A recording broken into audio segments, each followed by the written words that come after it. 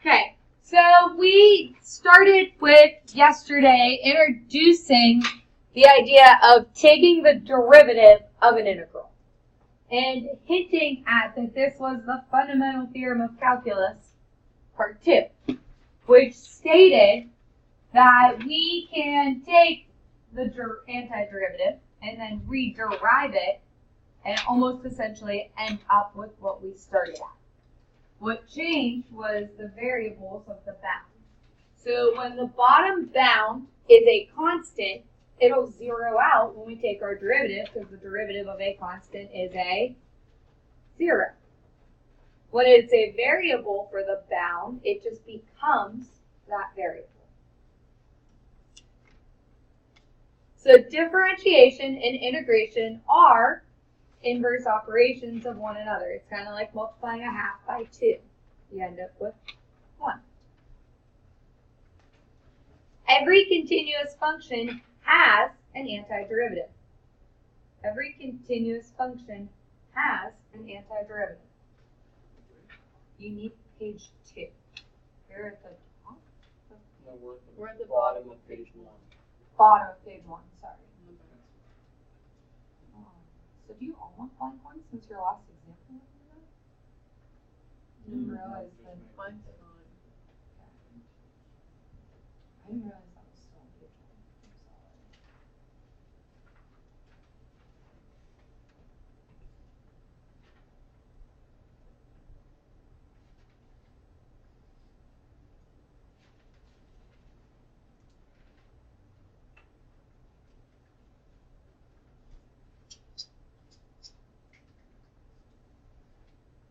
Okay. Every continuous function f is the derivative of some other function we shall call f of x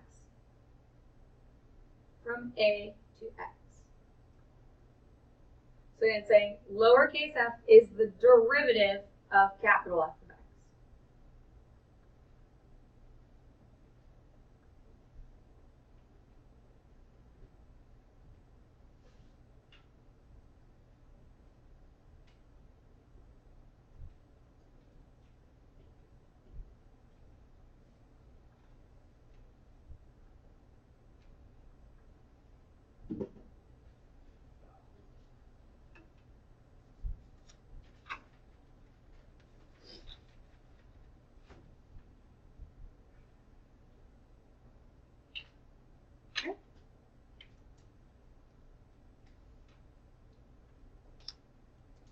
So those are the 3 big points that the fundamental theorem of calculus part 2 tells you. This is why it's called the fundamental theorem. There's not a lot to it. Algebraically, it's kind of minimal. It's not doing a whole lot mathematically. It's just giving you concepts to conceptually put into place. Yes? Yes. Okay, record. I think it's just off. Because it's red. Yeah.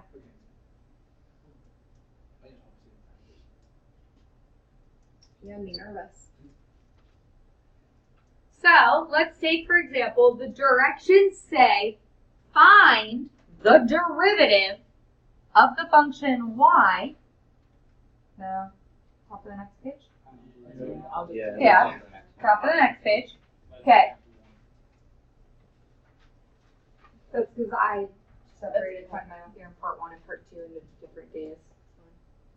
So find dy dx when y equals the integral from 2 to x of 3t plus cosine t squared dt. So you are finding the derivative of the integral. So do you want to do it the long way one more time?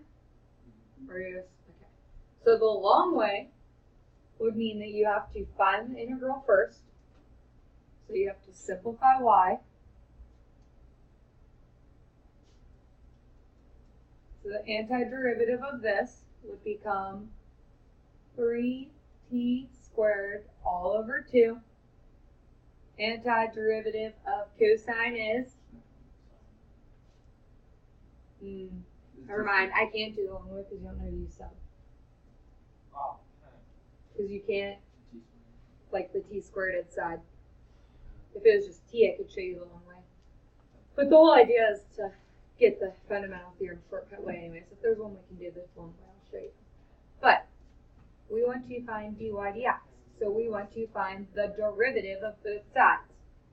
So this becomes d dx of y. So there's your dy dx, which means we're going to take the derivative of this side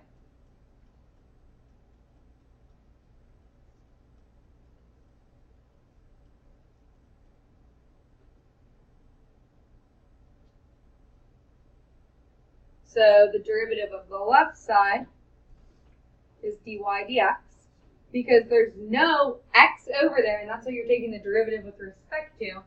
So it becomes dy dx. The derivative of the integral wipe each other out. What changes, though, is all the t's become x's. So you get 3x plus cosine x squared. Because when you take the derivative of the integral, you plug in the bounds, but the lower bound is a constant. The derivative of constants will zero out. So it's like f of b minus f of a, and then deriving it to get you back to 3x plus cosine x squared. So you plug in x, and if that 2 was an a, then you would plug in, or you do like 3x plus cosine x squared minus, say it was a b, it would be minus 3b plus cosine x, or cosine b squared. Like, are you saying if there was a variable at the top and at the bottom, it would always, if there's a variable at the top and the bottom, the variables always have to just both be x's. Like, it would have to be like 2x or x squared, but it can't be a variable. It can't be a different variable, because even if it was, it's the derivative with respect to x. So the a, like in the original formula on the previous page, represents a constant, not a variable.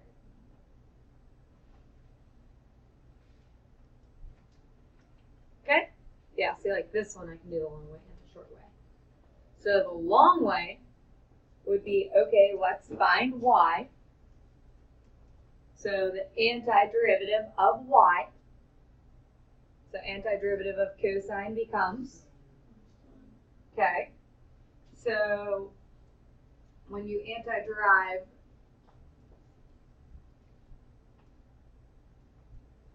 from your bounds, the rule is that you plug your bounds in. So this becomes y equals sine x squared minus the sine of 2.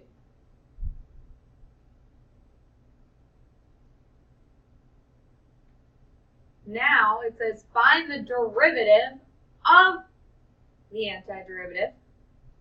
So take this and find its derivative. So sine 2 would just turn into 0. Exactly. Because it's a constant. Mine has one. Yeah, The example doesn't have two. just write it 2. What's the derivative of sine?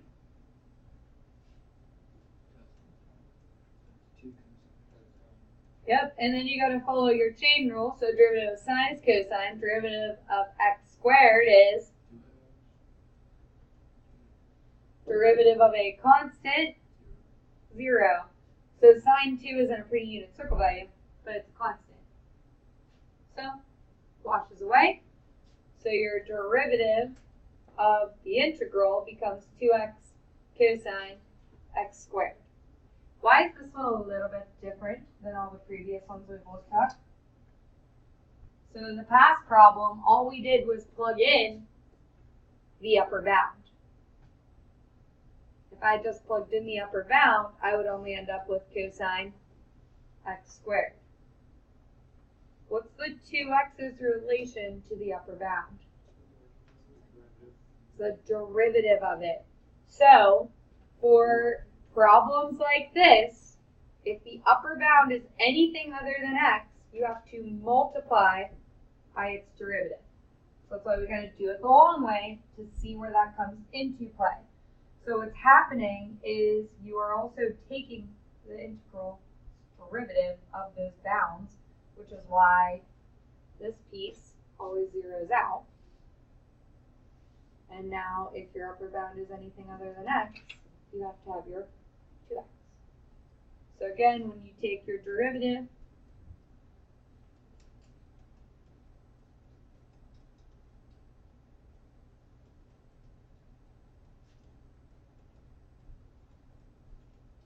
of this, it would transform to 2x, derivative of the upper bound, cosine, upper bound plugged in,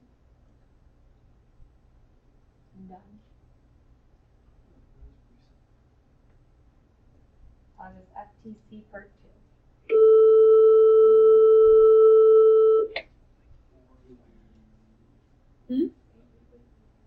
Okay.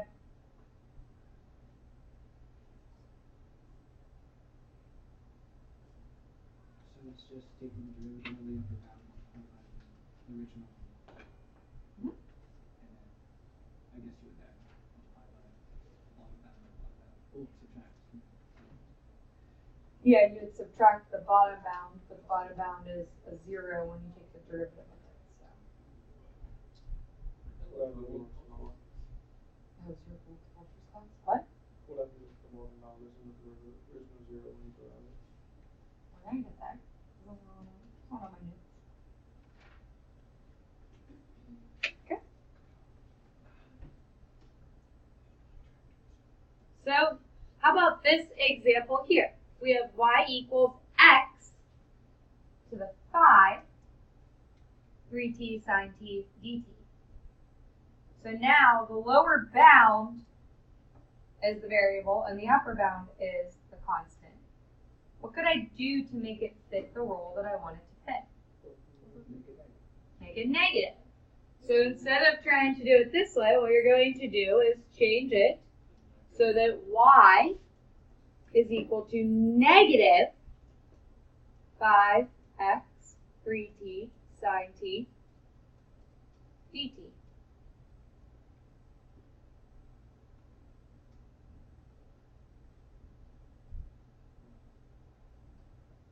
Now, dy dx. Will the following students please report to the office? Corey Stiglitz, Craig Rugg, Victoria Miller, Seth Lusher, Wyatt Mashad, Jada King, Nevaeh Godwin. Those students please report to the office. So it's still plugging in all your x's, but now we have this negative out in front.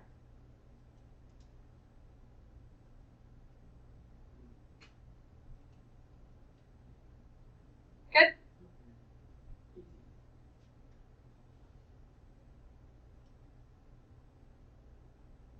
Okay.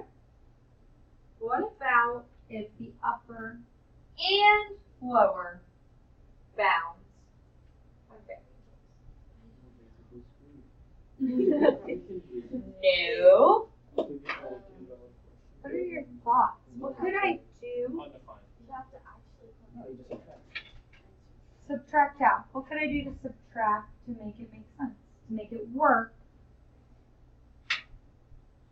Multiplied by the derivative, plug in the lower, multiplied by the derivative. So Just like, what do you think? They're good thoughts. They're not. None of them were right. I didn't say that. where they? I didn't have any thoughts. So you guys I was just letting people still process and think. Same. No. Amen. It's on recording. Don't make me send you a Safe to say.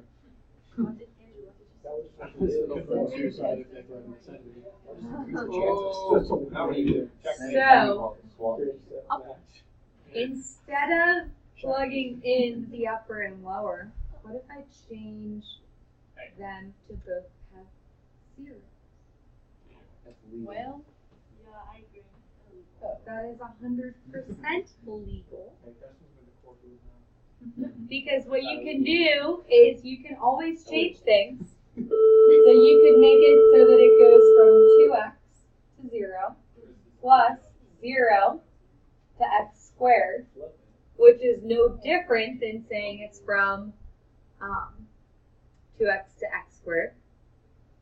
And then exactly, to make it match what we want it to match, we're going to flip the second ones so that it is negative 0 to 2x.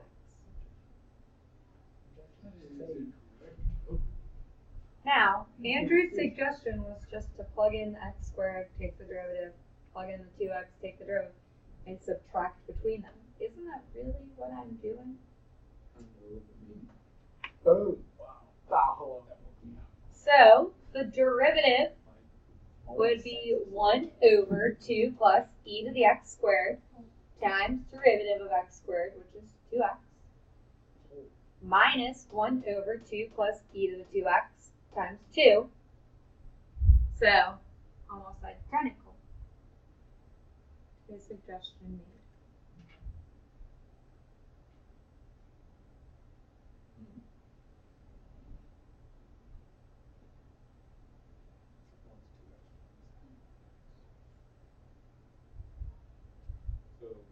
No, he said plug in the upper, take its derivative, minus the lower, plugged in, take its derivative. So it is the same, it's just, I want to show you how, if you forget that, or process it that way, making them constants also works.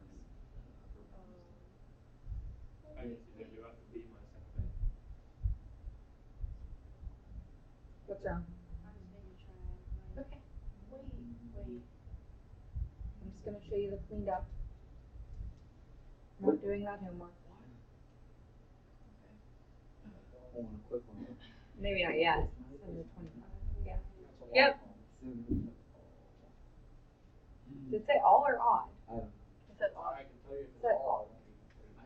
I have mine from 0 to 2x minus 0 to x squared. So this should be in front with a negative. This should be behind with positive. So you should have this here and this there. Shouldn't change it. You just have to make sure this is a negative and you have a plus sign. We should just write positives and negatives in front of everything. We should just go like should be like plus. Do you see a case? Yeah. I think you're right. I should make that. Well, you guys should make it clear. I'll make a career. Okay. Do you have this in your notes? On the back, right? A server? They pay good money. I'll be a surfing Servers make more money than managers. Okay. We're going to construct a form of this.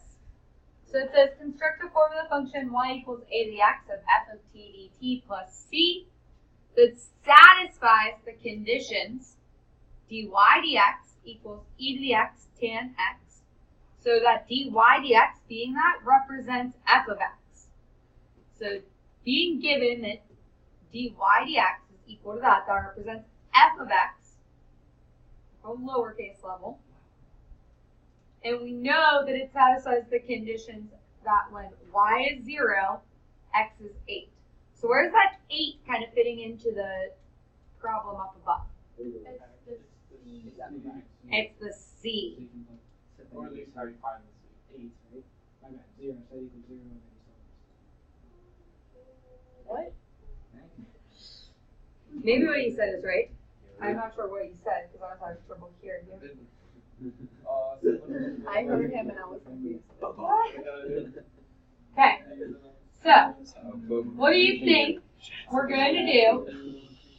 What do you think we're going to do using that fundamental theorem of calculus idea? So you can take the integral. Okay, so if you take the integral of that, you would end up with this. So if you integrate it from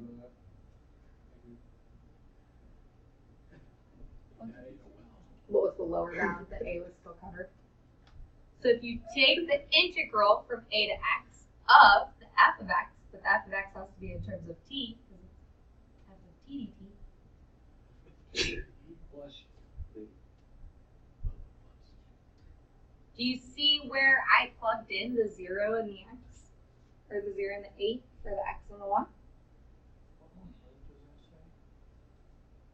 Which part? Tan t dt. Wow, that hard. Right, they're done. I couldn't read what it said at all. I was like, is it tense? I think you're trying to make it like a word instead of just I was. tan t dt. The D is like inside of the T right now. I couldn't read it. And the A kind of looks like an E. Because the t went through it. Yeah. Alright, kiddos, critiquing my handwriting. Have you ever You seen... grade my tests. I can critique your handwriting. Oh, if I critique your handwriting I and graded your didn't say test. it was You good. get 0. Hey, Yeah. I'd be... This is why I write numbers, not letters. Alright. That's why I fail. What is the antiderivative of this function? Is it square x It's E. of E to the T negative times squared? C No, square tan. Secant square Yeah, dt. fill Yeah. Right? Huh? E to the x. Bobo. E to the x doesn't change. Yeah. Okay. E to the T. Oh God, they wish they E was to the x. smarter. It's to the x. Okay. If a is equal to 8, we'll plug that in, right? So what did I do from here to there? You put the 8 at the bottom. You flipped it. Yeah, I made the 8 my a now. So if I make them have the same bounds, I made my 8 at the bottom. So I didn't try to anti-drive this because we don't have the product rule yet. Oh, wait. So what I'm trying to do now is come up with another equation. Looks like FTC. So here's my a to the x. And then what are you going to notice about this bound to this bound? Same. And then what can I do? It's zero. No, make it negative. Well, we have to make it No, negative. you can kind of Combine it. It makes sense. combine them so it goes from a to x. I don't speak deep. I get it. I get it. I feel you. Get it out of it. Yep. Oh. That's just to I make did sure. not expect that. Hold on, one moment. Where are you going, John? This one's going in the box. What? You say Oh, I don't got this paper, so I gotta improvise here. How do you not have this paper? There were like 30 blank ones in the bin. Very cool.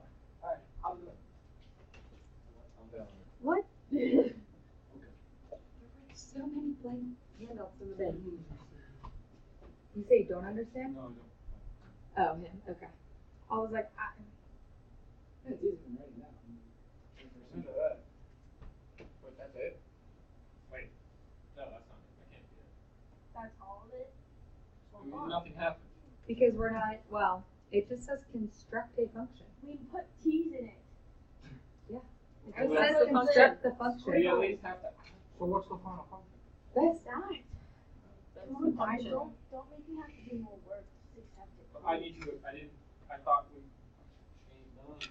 Thought we had added He's done. There's nothing else to do. Thought we had No, I said this is equivalent because of the a to the x is the original. Like the 8's kind of cancel, so you get back to 8. Like that's what I was saying. Like how it's valid. So You go to the bank. You'll have to do anything. If it asks you to find, since we found that that's 0, yes. then we can basically say that that top one is 0 plus that one. Because you just plug in the Y. Yes. Because that one's 0. I said me too. And then if we had the y equals 5 when x equals 8, Then it would be it would be 8, or it would be 5 yes. plus that one. Yes. Okay. Yes. What is the same bounds here? That is kind of thrown. Since these have the same bounds, Yeah. equal to 0. Like this is equal to 0. And then you can say that like this is equal to 0 because the bounds are the same from 8 to 8. Like this. What is yours? If it goes from 8 to 8, it will equal Oh. that idea. Yes. Basically, Like 8 to 8. That's what I was putting at, like the 8s. Saying 8 to 8 equals 0. That's that statement. Sorry. Like how do you get something to equal 0? They have to have the same bounds. So A had to equal 8. Like, does that make sense? Yeah. Did you hear that? Can I repeat it? No. Did I understand it? Yes. Okay. The A's cancel each other out. It's what you've been saying all along. Because you told Okay. us to. I know, but that doesn't mean that. I got it on the first try. Okay. Because you told me. That's an 8 plus error. Try it again in a different form. Can you recognize a shortcut when finding the derivative of an integral from x equals 0 to x equals t? Well, so you say no, that's the answer to that. It says, can you recognize? So I guess your answer is no. They asked politely. So here's the actual answer. It doesn't change the conceptual concept of this. It was worse. So again, the idea is that the derivative of an integral gives back the function. That is FTC. Derivative of an integral gives back a function.